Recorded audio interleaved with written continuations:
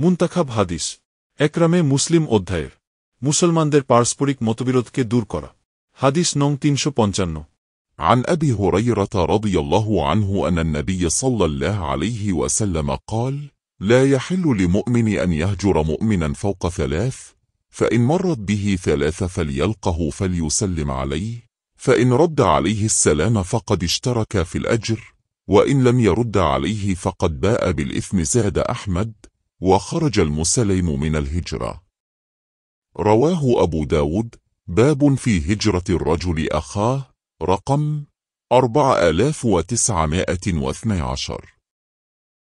হাদিস নং 355 হযরত আবু হুরায়রা রাদিয়াল্লাহু আনহু হইতে বর্ণিত আছে যে, নবী করিম সাল্লাল্লাহু আলাইহি ওয়াসাল্লাম এরশাদ করিয়াছেন, মুমিনের জন্য জায়েজ নয় যে আপন মুসলমান ভাইকে সম্পর্কছিন্ন করিয়া 3 দিনের বেশি ছাড়িয়া রাখে।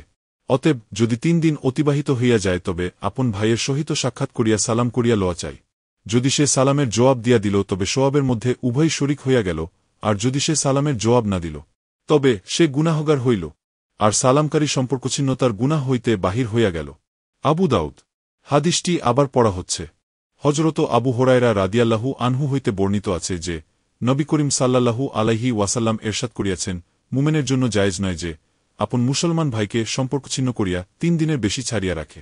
অতএব যদি 3 দিন অতিবাহিত হইয়া যায় তবে আপন ভাইয়ের সহিত সাক্ষাৎ করিয়া সালাম করিয়া লওয়া চাই। যদি সে সালামের জবাব দিয়া দিল তবে সওয়াবের মধ্যে উভয় শরিক হইয়া গেল, আর যদি সে সালামের জবাব না দিল তবে সে গুনাহগার হইল, আর সালামকারী সম্পর্কছিন্নতার গুনাহ হইতে বাহির হইয়া গেল। আবু দাউদ। হাদিসটি আবার পড়া হচ্ছে। হযরত আবু হুরায়রা রাদিয়াল্লাহু আনহু হইতে বর্ণিত আছে যে, নবী করিম সাল্লাল্লাহু আলাইহি ওয়াসাল্লাম এরশাদ করিয়াছেন, মুমিনের জন্য জায়েজ নয় যে আপন মুসলমান ভাইকে সম্পর্কছিন্ন করিয়া 3 দিনের বেশি ছাড়িয়া রাখে। অতএব যদি 3 দিন অতিবাহিত হইয়া যায় তবে আপন ভাইয়ের সহিত সাক্ষাৎ করিয়া সালাম করিয়া লওয়া চাই। যদি সে সালামের জবাব দিয়া দিল তবে সওয়াবের মধ্যে উভয় শরিক হইয়া গেল, আর যদি সে সালামের জবাব না দিল তবে সে গুনাহগার হইল, আর সালামকারী সম্পর্কছিন্নতার গুনাহ হইতে বাহির হইয়া গেল। আবু দাউদ। আল্লাহ সুবহানাহু ওয়া তাআলা আমাদেরকে বুঝার ও আমল করার তৌফিক দান করুন, আমিন।